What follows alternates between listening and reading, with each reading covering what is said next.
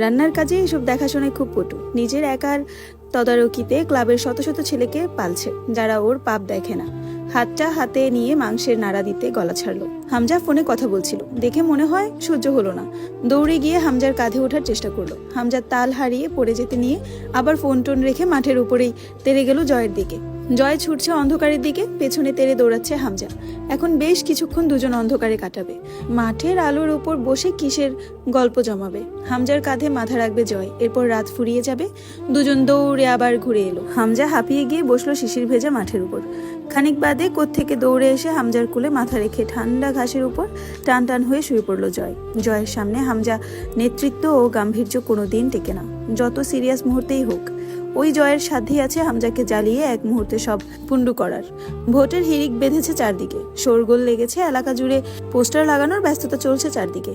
PBI কার্যালয়ে নতুন ব্যস্ততা। আখির মর্গ টেস্টের রিপোর্ট এসেছে। মুস্তাকিনের পূর্ব ধারণা কাটায় কাটায় মিলছে। তার সন্দেহ মাফিক কারো বিরুদ্ধেই কোনো প্রমাণ আসেনি রিপোর্টে। মুস্তাকিনের এখন ইচ্ছে করলো রিপোর্ট তৈরি করা ডাক্তারের মুখের ভেতরে পিস্তলের নল ঢুকিয়ে দিয়ে জিজ্ঞেস করতে যে কারা আঙুল ঘুরিয়েছে রিপোর্ট অবাস্তব এবং স্ক্রিপ্টেড তৈরিতে। বেশ কিছুক্ষণ রিপোর্ট দেখে সেটা ছুঁড়ে ফেলার মতো টেবিলে ছুঁড়ে ফেললো। এমন কিছুই রিপোর্টে নেই যা দ্বারা অপরাধী শনাক্ত করা যায় বা কোনো ক্লু পাওয়া যায়। পুরো নিরপেক্ষ একটা রিপোর্ট, যেখানে শুধু প্রকাশ পেয়েছে আখিকে মারা হয়েছে কিভাবে, তার দেহে কি কি ক্ষতি সাধিত হয়েছে। লাশ আখির বাড়িতে পাঠানো হয়েছে। এখন আর ওদের বাড়িতে গিয়ে বিশদ জিজ্ঞাসাবাদ ছাড়া এই কেস টানার এনাদার কোনো ওয়ে রইল না। মুস্তাকিন বেরিয়ে এলো নিজের কেবিন থেকে। বাইরে কিছু কাজবাজ রয়েছে। বোরকায় আবৃত একটা মেয়ে এগিয়ে আসছে কার্যালয়ের ভিতরে। দাঁড়ালো মুস্তাকিন, ব্রু কুচকে চেয়ে রইল। মেয়েটাকে চোখে পরিচিত লাগছে। ভার্সিটি চত্বরে দাঁড়িয়ে থাকতে দেখেছিল, ধাক্কাও খেয়েছিল তার সঙ্গে এই মেয়েটাই। দুপুর 2টোর মতো বাজে, শীতের রোদ বাইরে। মেয়েটা এসে দাঁড়ালো মুস্তাকিনের সামনে। তার চোখে কোনো ইতস্তত ভাব নেই, দৃঢ় চোখের চাহনি, আত্মবিশ্বাস ভরপুর তাতে। মাহমুদ এগিয়ে এসে জিজ্ঞাসা করলো, ম্যাডাম কোনো প্রয়োজনে এসেছেন?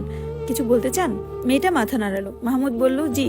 কার সঙ্গে কথা বলতে চান? মেয়েটা মুস্তাকিনের দিকে তাকিয়ে বলল, আপনি কিছুটা সময় দিতে পারবেন? মুস্তাকিন ভ্রু জড়িয়ে মেয়েটাকে দেখে হাত ঘড়িতে সময় দেখলো। তারা বসলো বাইরের একটি ডেস্কে। চেয়ারে বসে টেবিলের উপর হাত রেখে দু হাত একত্র করে কয়েক সেকেন্ড দেখলো মেয়েটাকে মুস্তাকিন। এরপর বলল, জি বলুন, কি বলতে চান?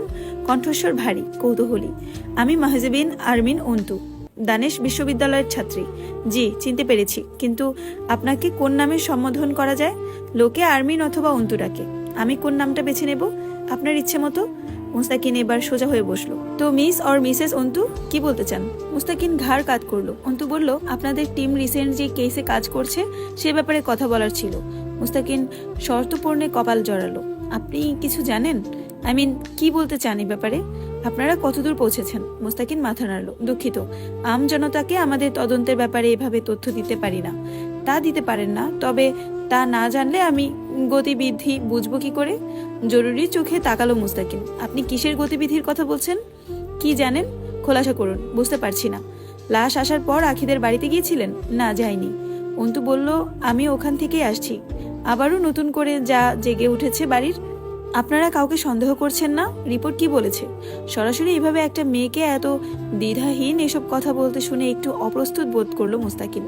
কথাগুলো খুব পেশাগতভাবে বলছে অন্তু। মুস্তাকিন চোখ নামিয়ে ভাবুক হয়ে রইল কিছুক্ষণ।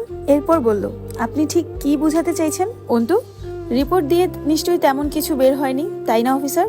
মুস্তাকিন ভ্রু কুচকে ফেললো। অন্তু বলল, আমার প্রথমে জয় এবং হামজার উপর সন্দেহ হয়েছিল, আর এখন হচ্ছে না। হলে কেন হয়েছিল, আর না হলে কেন হচ্ছে না? অন্তু হাসলো। ব্যাপারটা অতটাও সরল সহজ নয়, তা আপনিও জানেন অফিসার। এভাবে ধারণার উপর ভিত্তি করে কেস মিলে যাবার মতো কেস নয় এটা। আপনি কি এটা জানেন কিছুদিন আগে আখির মেজো ভাই সোহান মারা গিয়েছে?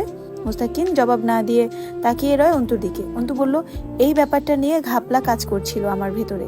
আজ তো কিছু জিজ্ঞাসাবাদ করার মতো অবস্থা নেই ওই বাড়ির লোক, তবে আমার মনে হয় সোহানের মৃত্যুটা স্বাভাবিক ছিল না। এখানেও কোনো ব্যাপার আছে। মুস্তাকিন হাত দুটো একত্র করে গুটিয়ে থুতনির কাছে নিয়ে এলো। শার্টের উপর দিয়ে তার বাহুর পেশি ফুলে উঠেছে। কবজিতে ঘড়ি, গলার কাছে শার্টের বোতাম খোলা, হাতা গোটানো কোনোই অবধি, বিনষ্ট পোশাক ও চেহারা। সন্দিহান কণ্ঠে জিজ্ঞাসা করলো, আপনি এসবে এত ইন্টারেস্ট নিচ্ছেন কেন? অন্তু চুপ রইল ক্ষীণকাল। হঠাৎই বলল, আজ আমি চুপ থাকবো, তামাশা দেখবো। আখির পরের শিকারটা আমি হব না, এমন গ্যারান্টি কে দিবে? আর তাছাড়াও মুস্তাকিন সম্প্রতিভ হয়ে চাইল, ভ্রু উচালো। তাছাড়াও আখির পরিবার ভয়ে বারবার বলছে বিচার চাই না। ধরুন ওদের হয়ে সেই সকল জানোয়ারদের বিচার আমি চাই।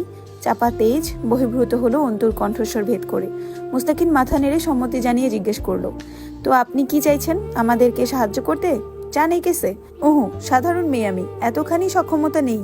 এরকম একটা ভয়ানক কেসে মাথা ঢুকিয়েছি, অ্যাক্টিভিটির সাথে আপনাদের সহায়তা করব।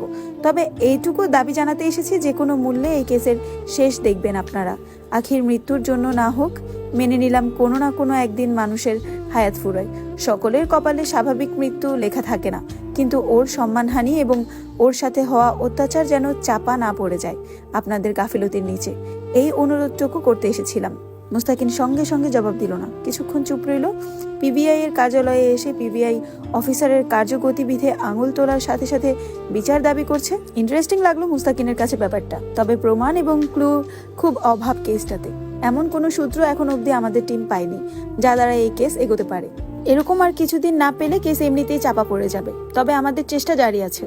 অন্তু বেরিয়ে এলো, কিছুক্ষণ চেয়ে দেখলো মুস্তাকিন অন্তু মেয়েটিকে। অন্তু রাস্তা পার হবার উদ্দেশ্যে রাস্তার পাশে এসে দাঁড়ালো। তখনই সামনে দিয়ে পাশ কাটিয়ে বেরিয়ে গেল হামজার গাড়িটা। অন্তু টের পেল না। যতক্ষণ দেখা যাচ্ছিল জয় খ্যাপা চোখে দেখলো অন্তুকে। ঘাড় ফিরিয়ে হামজাকে বলল, অন্তু পিবিআই ডিপার্টমেন্টের সামনে? কাহিনী বুঝতে পারছি না শালির। হামজা গম্ভীর স্বরে বলল, গরম রক্ত, প্রতিবাদ ভরা। হয়তো ওই মেয়েটার বিচারের জন্য লড়তে চাচ্ছে। তুই নজরদারি করছিস কেন ওর ওপরে? তার ছেলের হাসি হাসলো জয়। তোমার সৎ নেতাগিরি আর নীতি পেছনে পকেটে রাখো। ওর সন্দেহ আমার আর তোমার ওপর। এবারেও কি তোমার নীতি কথা শোনাবে নেতাজি? হামজার হাতের পিঠের গাঢ় জখম। জয় যত দ্রুত সম্ভব গাড়ি চালাচ্ছে। চেপে রাখা টিস্যু রক্তে ভরে উঠেছে, অথচ হামজা নির্বিকার ভঙ্গিতে ভ্রু কুচকে তাকালো। আমার তোর ওপর কেন? আমি? তুই ওর কি করেছি? জয় স্টিয়ারিং ঘোরাতে ঘোরাতে জবাব দিল, চলো জিজ্ঞেস করে আসি। হ্যালো, আসসালামু আলাইকুম এভরিওয়ান, আমি জান্নাত রহমান। আপনারা আমার কণ্ঠে শুনছেন অবরোধ নিষিদ্ধ গল্পের 15তম পর্ব, যেটা লেখিকা হচ্ছে তেজস্মিতা মর্তুজা। আমার কণ্ঠে যদি গল্পটা ভালো লাগে অবশ্যই শেয়ার করে দিবেন এবং ফলো দিয়ে পাশে থাকবেন, যাতে করে নেক্সট পর্ব সবার আগে আপনাদের কাছে পৌঁছায়। আচ্ছা, আমার লিসেনারদের উদ্দেশ্যে জানাচ্ছি, আজকে রাত্রে থেকে আমি ভয়েস দিয়ে রাখবো। কালকে সকাল 10টা থেকে 11টার মধ্যে এটার পার্ট তোমরা পাবে, আর রাত 9টা থেকে 10টার মধ্যে আরেকটা পার্ট পাবে। রেগুলার 2টা করে পর্ব দেওয়ার চেষ্টা করবো তোমাদের জন্য। তোমরা রেগুলার আইডিটা ভিজিট করো, তাহলেই তোমরা পর্ব পেয়ে যাবে। আর অবশ্যই ফলো দিয়ে পাশে থাকবে, আর আমার স্টোরিগুলো অবশ্যই শেয়ার করবে এবং লাইক কমেন্ট করে জানাবে যে তোমাদের কাছে পর্বগুলো কেমন লাগছে।